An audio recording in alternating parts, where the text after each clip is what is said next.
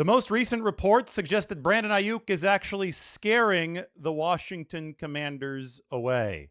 Perfect time for an in-depth discussion with perhaps the best person to interview on the subject. He's mentioned the Commanders a few times on these Instagram posts.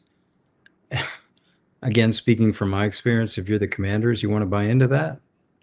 That's the question you have to ask. Here is the full discussion on Brandon Aiyuk and much more, including NIL with Andrew Brandt. Well, you can provide such a fascinating perspective because you've really worked on all sides of this. You were with the Green Bay Packers in their front office working on contracts. You were an agent for several high-profile players. And now you're working on a book that's going to be released very shortly called Smarter About Sports. And just reading the promotional tagline of the book, it says, Andrew Brant tells the stories, lessons, and unexpected turns from a career spent behind the game. And the story that I and many others are covering right now in the NFL with Brandon Aiyuk talk about unexpected turns. Yeah. It's definitely provided plenty of those. I have to just ask you, from your experience, I think that this is a good opening question. If Brandon Aiyuk hired you today as his agent, based on what you know of this, what's the first thing you would tell him to do? And try to repent. And that's a strong word, but repent from a lot of activities and behavior that has turned people off, and just sort of chalk it up to frustration. We can talk about how he got himself into this situation, but he is a persona non grata right now, it seems, from not only the team that he's still technically under contract with, but also future teams. And that's really the audience, if I'm the agent, that I want to appeal to. I know my time, his time at the 49ers is over. I just want to make sure he's got a market beyond that. And the behavior that we're seeing on the posts is certainly not something where teams are going to say, hey, we want part of that. So I think if I was his agent, I'd talk about, let's talk to our new employer out there. And this is not the way. Sure, we can bash the 49ers. That relationship, for all intents and purposes, is over. But we've got to look to a new employer, and they're watching your behavior. So that would be my advice. And especially since he is broadcasting his desire to play with the Commanders, we know that the NFL is very close-knit, tied together, but the Commanders of all teams, Adam Peters, their general manager, came from the 49ers. So, it doesn't really make a whole lot of sense, because you feel that any insult toward 49ers management would be felt very closely by somebody who came up through that front office, right? Yeah, and I think this is a little segue to sort of not start back at the beginning of Aiyuk's career, but let's go back to the summer of 2024, which is really less than 2 years ago. It seems like it's been forever. And speaking of a close-knit small world in the NFL, the buzz around the NFL at that time was, wow, Brandon Aiyuk just leveraged himself a great contract. Mm-hmm. Because if you remember, and I can bring in my experience, holdouts in the NFL are not, teams don't worry too much about holdouts. There's all kinds of penalties in the CBA for holding out. If you miss a day of training camp, 2 days of training camp, 5 days of training camp, they don't worry about that. And it's also out of sight, out of mind, even if you don't come to mini camps, etc. What is more concerning to NFL teams is our hold-ins. Mm-hmm. And for those who don't know, a hold-in is you show up and you're there, but you're not really there. You're kind of not practicing, sort of going to meetings, not going to meetings, and depending on who you are, being somewhat of a pain in the you-know-what. Now, sometimes players hold in when the team wants to do a new contract.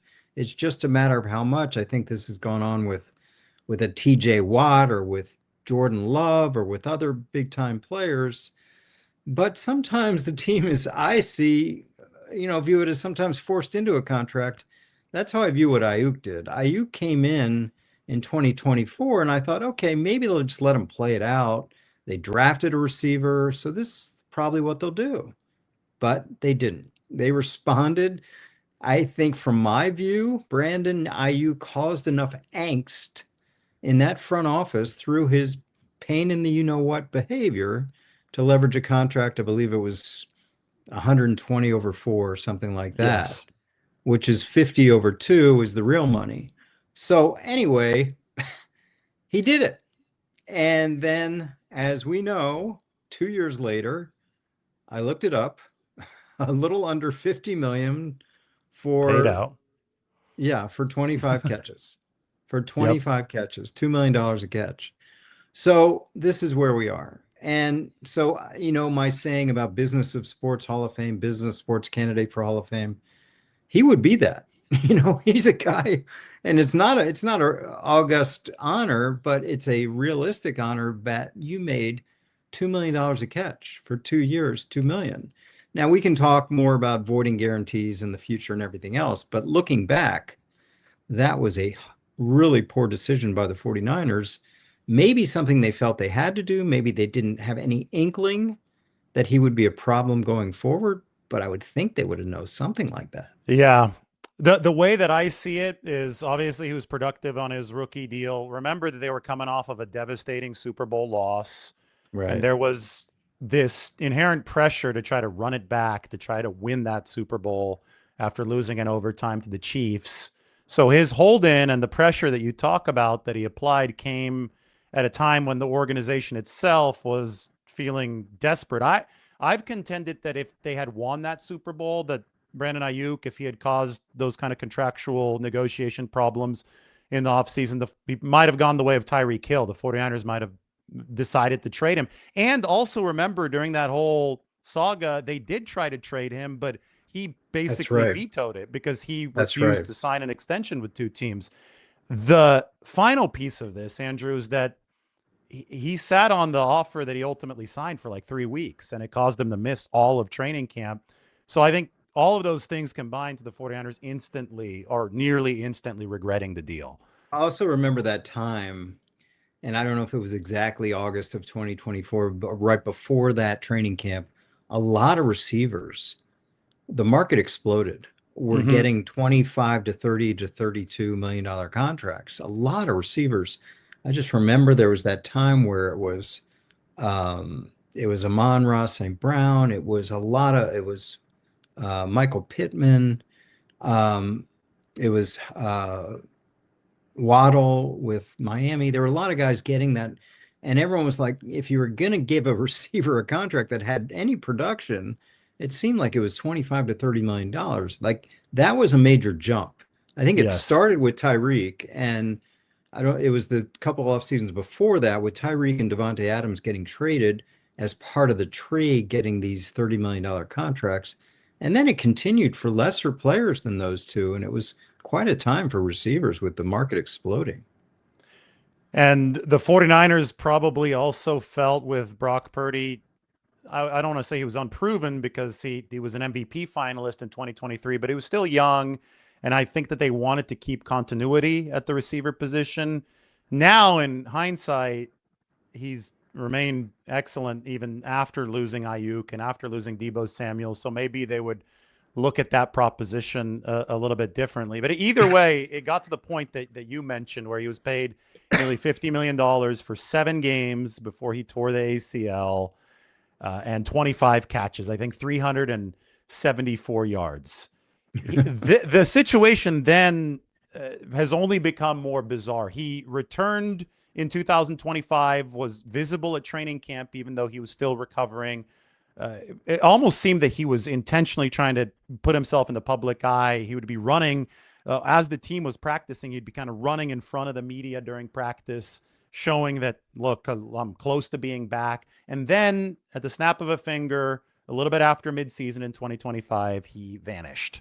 49ers couldn't get a hold of him. They put him on the left squad list. And really, the public didn't hear from Brandon Aiyuk until right after June 1st of this year when he started taking to social media. So that's where we're at right now. He's on the left squad list, which means the 49ers aren't paying him, right? But he is still technically on the team. I have to open with this. Is there any remotely comparable situation that you can remember from your time, or is this totally unprecedented territory as two people that follow the NFL? Yeah, I mean, when you reached out to me, that's what I sort of racked my brain in my 10 years in Green Bay and also consulting with the Eagles. Had I ever no, I mean, I never had a situation where a player disappeared. Player had no contact. And I'm not just talking about contact with the front office or the head coach, no contact. Like sometimes we had players like anyone talked to him well, our trainer had, our strength and conditioning guy had, assistant coach had, no worries there. It's just not communicating with the front office or the head coach. That's fine. But yeah, it seemed like he vanished. And the business part of what you just mentioned is once he vanished, that was trigger for a void of guarantees because it's technically a breach of contract for the time away. And once you do that, all the guarantees for 2026 are gone. That didn't mean his contract was voided. He's still on that contract. It meant that guarantees are voided. So this has been in the news a lot, but let me just reiterate for your audience, there is no need for the 49ers to do anything. There's no money due. It's not that they're not paying him. It's just that there's no payment due. There's no bonus. There's no preseason bonus. There's no roster bonus for the training camp. He starts getting paid in September, assuming he's on the team. But I think you, I, and everyone watching knows he won't be on the team. So it's not a matter of if he won't be on the team. The question becomes when. And why haven't the 49ers moved him already? Well, it's this procedural matter of the reserve left squad. You can't trade a player on left squad, so he has to be reinstated to the active roster and then traded. And then, of course, what's the value of a player who has shown this behavior as we've seen on the posts? So those are the couple issues that would require him to do a couple things before he's moved off the roster. So here's a question. He's on the left squad, which by my understanding means no money comes to him because he's not showing up for work. There is on September 1st, when you said he's due to be paid at the start of the season, I think it's $23.9 million payment that is applied to the salary cap prorated as an option bonus. But Andrew, if he's still on the left squad list, then if this isn't resolved, he's not in line to actually earn that money, right? Would he have to be off the left squad to earn the money? That's correct. So you have to be on an active list to earn the money. To be paid. You know, if I'm looking at it from his point of view, he could show up for training camp, request to be reinstated, and then if he drops a weight on his foot on the first day of training camp, he gets that $23 million, right? Because that's the risk pay a player if they're hurt. Yeah. So as I said earlier, I don't see anywhere near September 1st him being on this team, even on the left squad list. Assuming that he applies for reinstatement and comes back. And I think that's the wildest twist of all, is that he hasn't applied for reinstatement, even though he is out on social media talking about wanting to be released. Finally, formally, he parted ways with his agent, Ryan Williams. There was some weirdness as to when exactly that happened, but that formally happened according to the NFLPA records. So the ball is in his court, right? He's got to actually threaten the 49ers that he's going to show up so that they want to lose the responsibility or the risk of him being in the building. That's the only scenario in which it would make sense for the 49ers to release him, because if he's still on the left squad list without applying for reinstatement, you said they can't even trade him. I'm not even sure if they'd be able to. I'm sure they'd be able to release him at any time, but it doesn't seem that it would benefit them at all if they can just sit there without paying him and without him taking up a roster spot. Yeah, again, I've never dealt with this, so it's crazy. My assumption is that you can only trade a player. Like we could never trade a player that was reserve retired or something like that. But I think the whole thing is that he has, as you said, terminated Ryan Williams, had some negative thoughts, or Ryan Williams terminated him, either way, had negative things to say, not only about his individual agent, but his collective agent, the NFLPA. Those are the two people, or the two agencies that could have really helped him. Not only helped him personally, but helped him professionally to deal with the 49ers, to deal with other teams, to deal with payments and all the questions you're asking. So it's unfortunate that he's sort of turning away the people that could have helped him. Ryan Williams is from Athletes First. You know, I did dozens of deals with Athletes First over the years, a guy named David Dunn. And I'm like, he could really help. He could run interference with the union. He could run interference with the 49ers, with the Commanders for a future team. And it just seems like he's turned that away. So at some point, he'll need someone to steer him through reinstatement, through getting traded, if released, get a new team, obviously negotiate a new contract if he needs to. So again, well, this is all precipitated on what seems to be some uncommon behavior from Aiyuk. And you would think that Ryan Williams, based on how good of a deal he negotiated for Brandon Yeah. Aiyuk, was good representation to listen to. But Yeah. obviously, at some point, that was fractured back in. Well, Aiyuk said that he had fired him in November, but the NFLPA records said that that wasn't terminated until this past Saturday after that came out on social media. So, one thing that is now being talked about is since Ayuk left the team about what, 3/4 of the way through 2025. So he ghosted the team before even year two of that extension was up. The 49ers might be able to recoup some of the money of that signing bonus. So how would you expect the team to do that in this situation? And if yes, what would the mechanism for that be? That's a tough one. I mean, you really would have to go through a grievance process against the player for, I believe, prorated portion of that Mm-hmm. bonus. So I don't know what the bonus was. Say the bonus was 30 million over 4 years, so that's 7.5 a year, and he leaves halfway through the year, so it'd be half of 7.5 or something like that. For them to go through a whole grievance procedure, sometimes if there was money due, which again, we're talking about him having to be on the team and reinstated in September, then they could take it out of the money due, but there's no money due. So, sometimes when we had a player act up and he had a lot of fines, and during the off season, we kept the player on the team for a few weeks so we could recover the fines and maybe release them after that. Just to recover the grievance money against him. So if they would have done that, then of course he would have he would try to file a grievance saying they couldn't do that for whatever reason. But I think if you ask me bottom line, I think the 49ers would probably move on and not chase the money. Also, money that's already been paid into somebody's bank account. I can imagine that being extremely difficult Hard to to chase. recoup. And Yes. I will also think I don't know if you've ever seen a situation like this where a team does try to recoup money, but does the NFL put in like offsets for a player's future contract if they rule that the team Yeah, should be able to you have get a that money cap back? credit.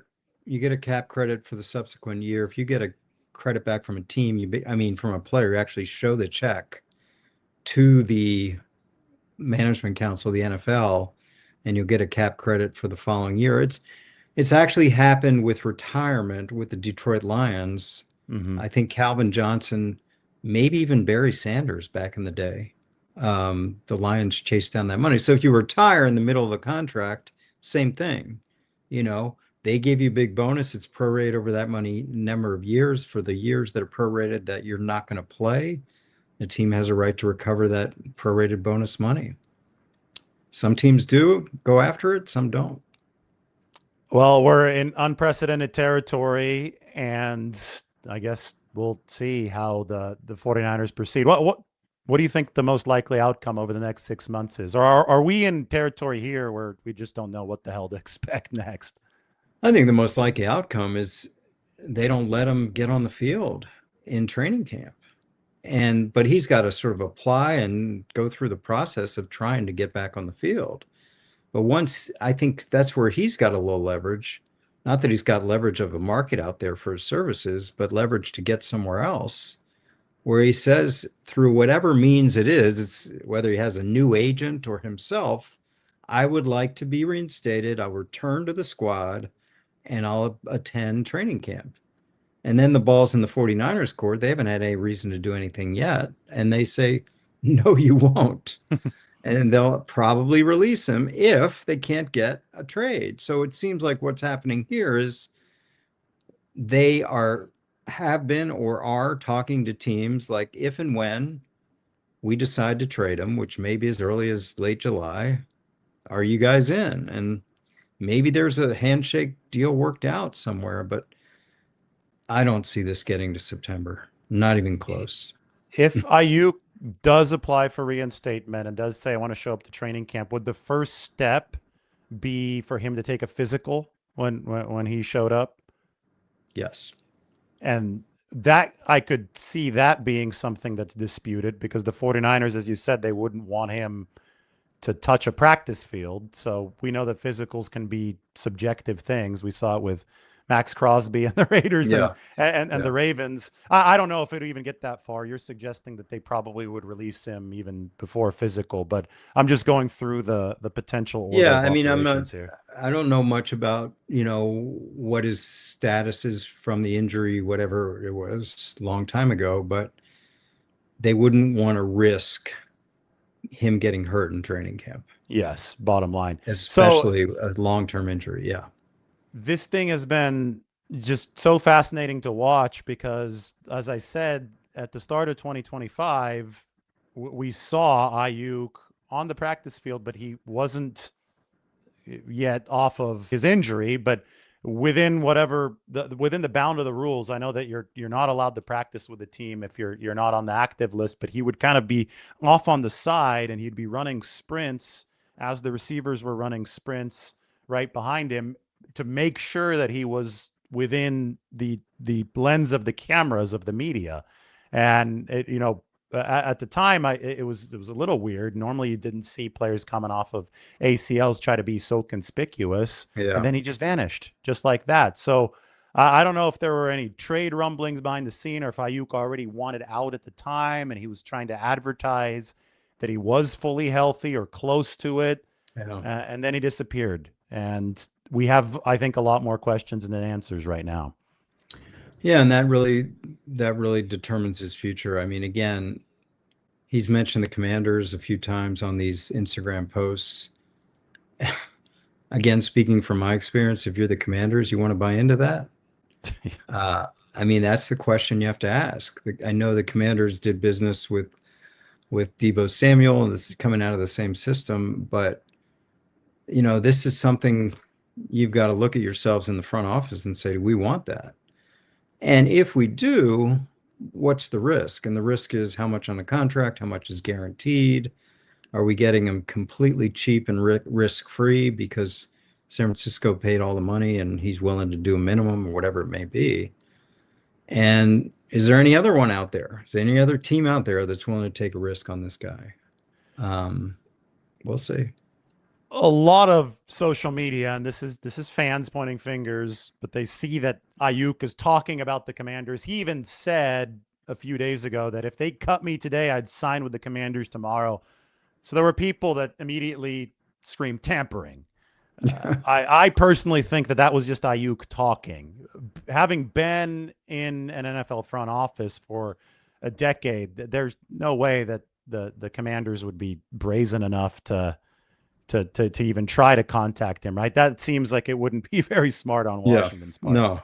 No. I haven't thought of that at all. What I've thought of is that, as you mentioned, the connection with the front office, Adam Peters being in San Francisco, there's a connection. I want to go play for him or whatever it may be. But he's focused on the Commanders. I'm not suggesting at all the Commanders are the ones that have invoked this interest in him.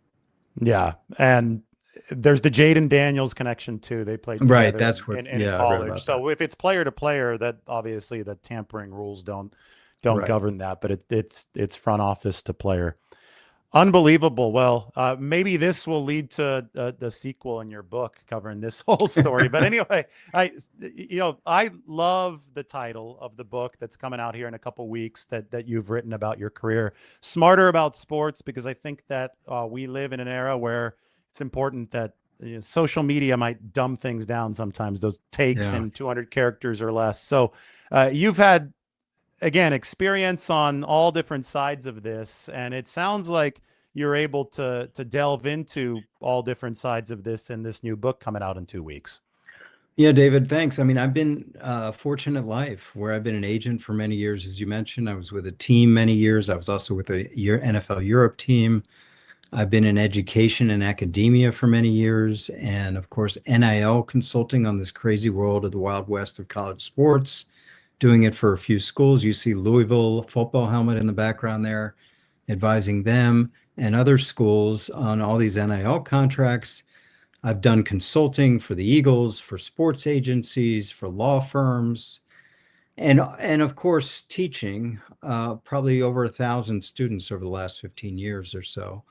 So basically, what I do is sort of put all this in a book, like hundreds of stories that only I can tell, to give you experiential and practical insight as to what goes on behind the game in sports. I think there have been books by agents, there have been books by team executives, there have been books by media people, nothing altogether like this. So if you're interested in sports, if you want to go behind the scenes in sports, and of course, for all young people that want to get into sports, I think this is a must read. And I think everyone will like it. Sort of telling my story is instructive for working in sports. Sort of, you never see these kind of stories out there, and I hope people enjoy it.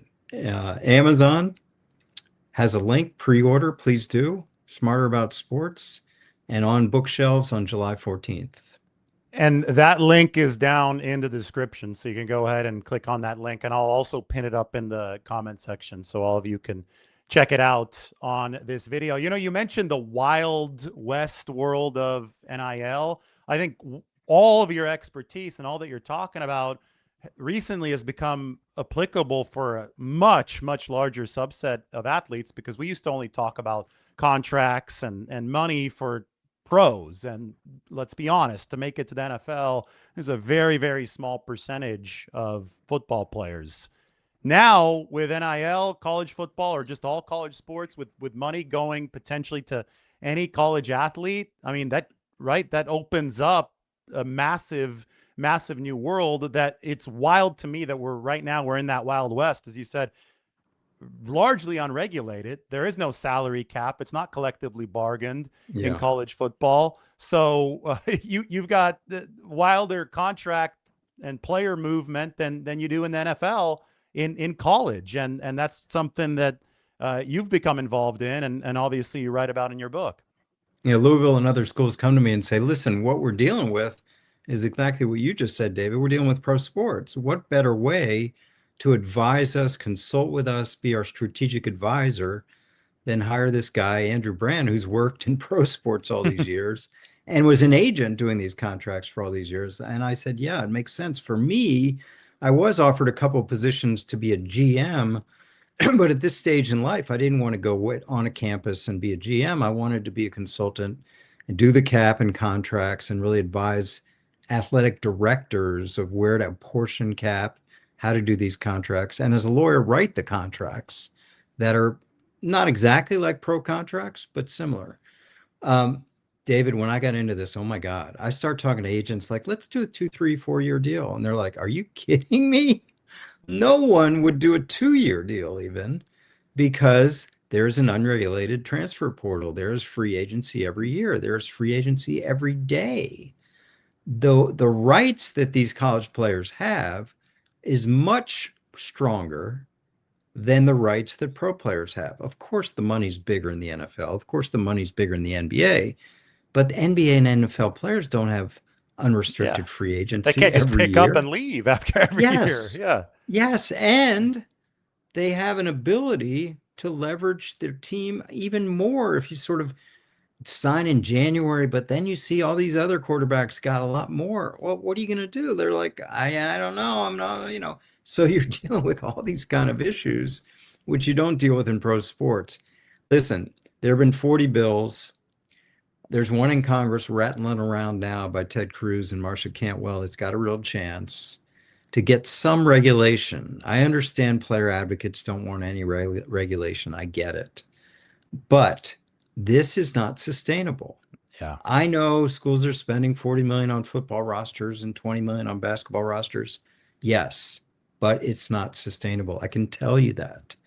I can tell you that. For The 99% of schools that don't have multi-billionaire donors giving these monies, it's going to crash and burn. So we'll see. We'll see if any regulation comes out of this bill, if any regulation comes out of NCAA that's not constantly hammered by lawsuits. We now have a 5-for-5 proposal by the NCAA. You just play 5 years, you get 5 years of eligibility. So we don't have these seventh, eighth year, ninth year guys out there. Because if I'm a seventh, eighth year guy, I want to keep playing. I'm not going to play It, pro. I'll make a Andrew, I few think 100,000.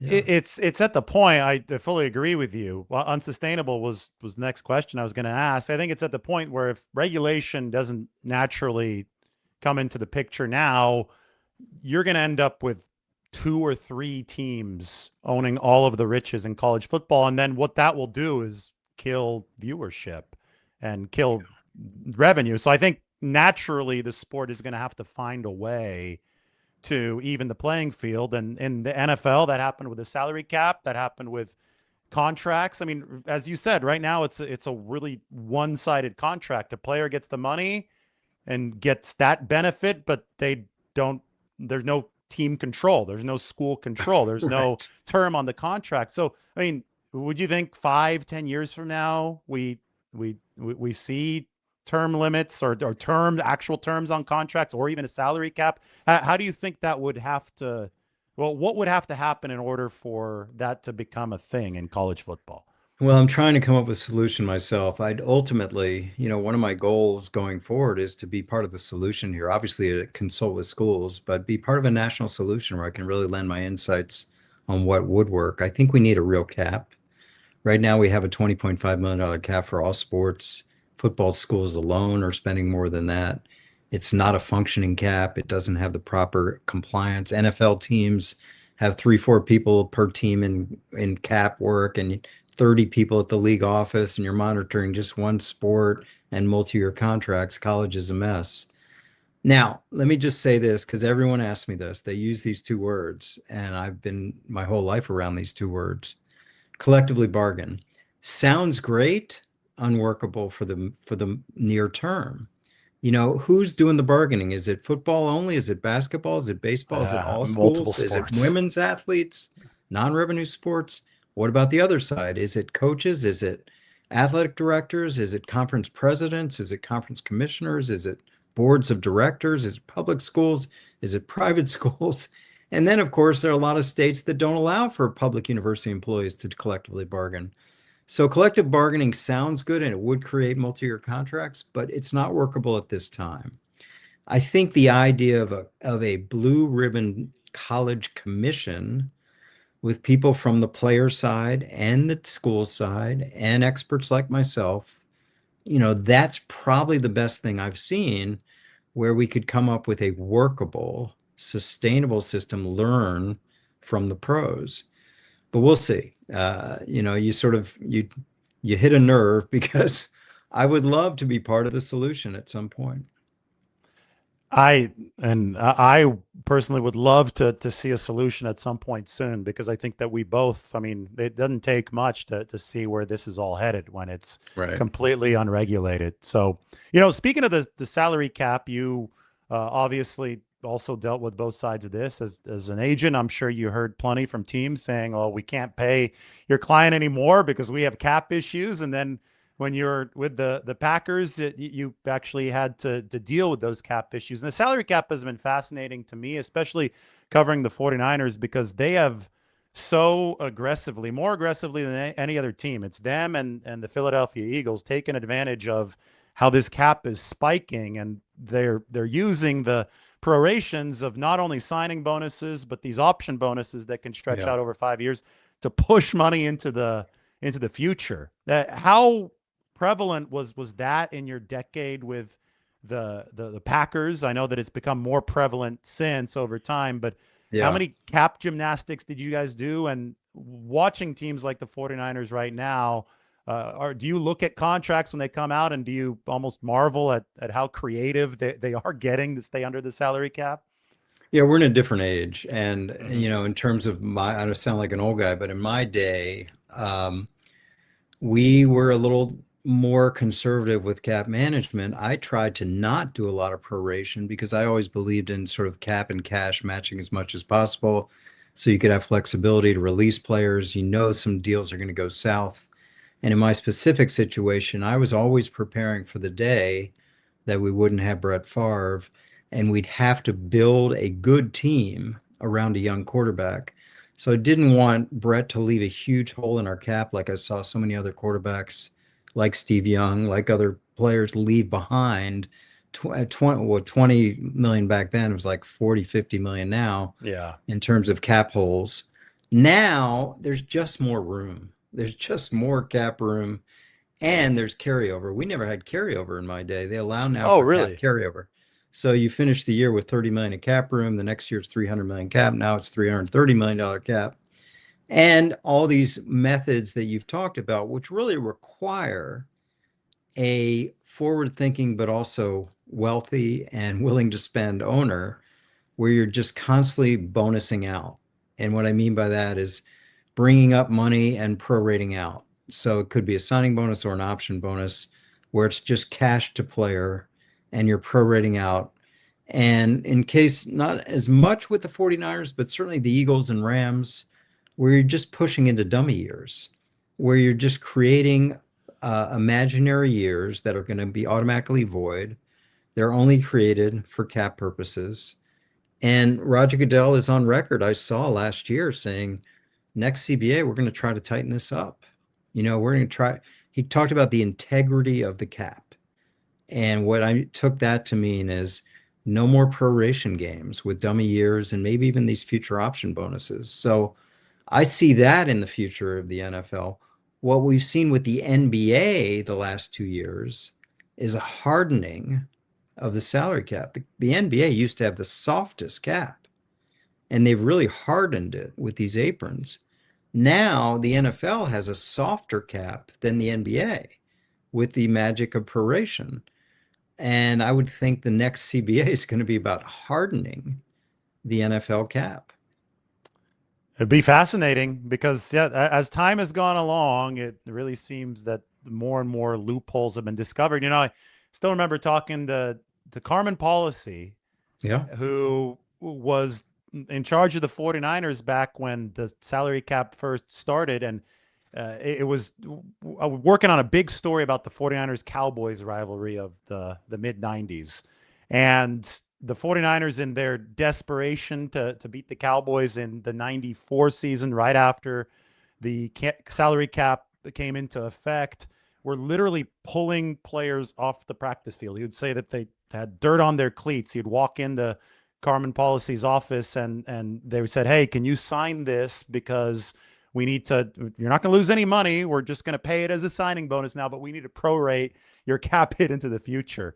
Obviously, it's not as informal now. Now Right. they've got all these mechanisms, but it was fascinating to hear back to the very start of all this, which was that 49ers Cowboys arms race. And now it's turned into this league wide arms race. And as you said, these teams, what, have 3-4 people per staff that are all just dedicated now to managing all of this on all the spreadsheets. They're probably Harvard or Stanford guys right now. I majored in humanities at Stanford, so there's no way I'm smart enough to do this. But they've got some real mathematical geniuses working on this stuff now. Yeah, and again, that's the evolution. I was hired as an agent. There was one before me, Bruce Allen, who went from the agent side to the team side, I believe, started in Oakland or Tampa. He was with a few teams, Washington. Um, and I was kind of the next one, but there are a lot of agents that have switched over on all sports, not just football, that go from one side to the other. And that was a natural background for me. When I got to the Packers, it was just easy dealing with agents. Like I knew all the guys, I knew exactly what they were going to say. They knew, we streamlined the process with me being a former agent. But now, yeah, you're bringing in a little more of the analytics crowd into the cap management, which I started. We started sort of how can we marry cap and personnel better? And we would have meetings every year, every week about who are we getting the best bang for the buck and who are we getting non-surplus value in terms of what we're paying versus production. And now that's all over the place. Wow, the business of football, and Yeah, there's also, what's speaking of the larger business, the salary cap is tied to league revenue. Obviously, league revenue has been exploding because of the media rights deals that have just shot through the roof, and also the league is trying to grow worldwide, and they're adding right. international games every year.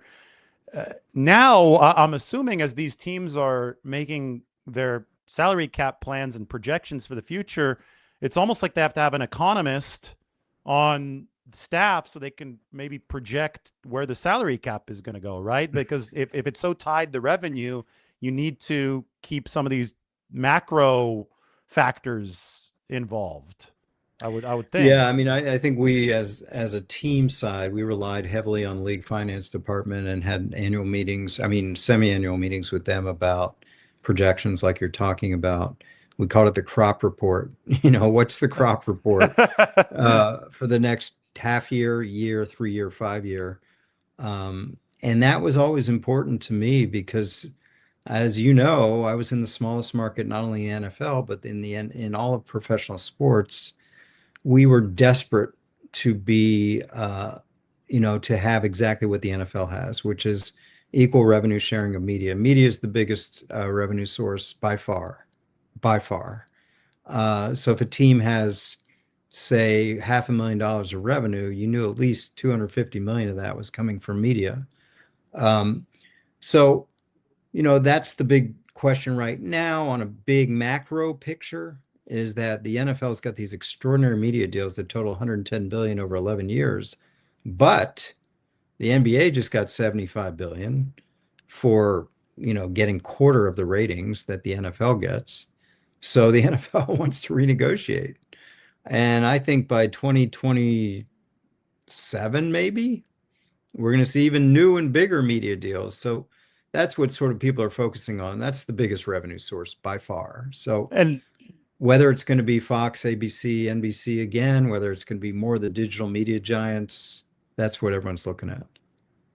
And no wonder that Roger Goodell is preaching salary cap integrity, because if this keeps on exploding, then that could threaten the parity of the game, right? Because there Right. there could be teams that will be able to find more loopholes. So it will be fascinating here coming up with the next CBA. Yeah, you're going to be a must follow for all of that. You put such great context on everything, Andrew. To remind people one last time here before we sign off, Smarter About Sports coming out July 14th, and that link is in the description and up in the comment section. Andrew, I know that we both started at KZSU. We both found that out today. Yeah. I'm sure that we'll have to be in touch throughout all of this exciting stuff with the NFL, with Brandon Aiyuk, and of course with the new CBA moving forward. I'm really, really happy that you were able to join me today. Well, thanks so much, David. Thanks for promoting the book. I've been doing this, and hopefully, what this is making people smarter about sports since I left the Packers 15 years ago. And the one question I've gotten 100,000 times is, when are you going to write a book? So I finally did. And because I was busy writing columns and newsletters and podcasts, I'm like, okay, let's do a book. You And have an it's really estimate of the hours that you put in writing the book? it wasn't that hard because it was just spilling out my life, my professional life. Mm-hmm. And not that it wasn't a ton of hours, yes, but let's be real. This wasn't a book where I'm going to a cabin and researching some minute topic for 5 months. It was a lot of time, and then the back and forth with the editing process, published by Triumph editors. Um, and I just think it's something where the resistance to writing a book was overtaken by a feeling, an urge. I got to let people know about this. I got to sort of get all these stories, like I said, that only I can tell, out on paper. So I think people will like it. Any interest in sports, whether it's football, basketball, baseball, hockey, just this is what happens behind the scenes. This is how negotiations go. This is how it is to deal with players from an agent point of view and a team point of view. This is what really goes on in media, and my thoughts on how media is covering sports, especially the business of sports, my academic careers and trying to educate young people, and of course, consulting. So I think people really like it. Again, as you said, and I'll say it again, Amazon has a pre-order up there. And I'll just say that pre-orders really help me because that determines printing and that determines shelf space and all those kind of things. So I hope your audience, I really ask them to pre-order if they can. Well, now we're getting into the economics of book publishing. I had no idea that pre-orders determine shut, but they've got to be efficient financially. They've got a Yes, salary cap too, right? All the exactly. publishers. So they. Exactly. One last question relating to this: do you anticipate doing any like book signings around the country? I'm wondering if you'll be in the Bay Area because 49ers, that might be useful for 49ers fans who actually are very dispersed around the whole country. So Yeah. maybe they could go anywhere. Obviously, I'm going to do Green Bay, and I've had a couple of just loose thoughts about other places, but I'd love to do out there. So, anyone listening that wants to organize something, absolutely. I'd love to do something out there, especially with my Stanford connection. Yeah, bring it back to Stanford. Yeah, that'd Perfect. be great. Silicon Valley, Stanford. All right, Andrew, thank you so much. It was a pleasure to have you on. Pleasure to be with you, Guy, and with you and all your listeners and viewers. Thanks.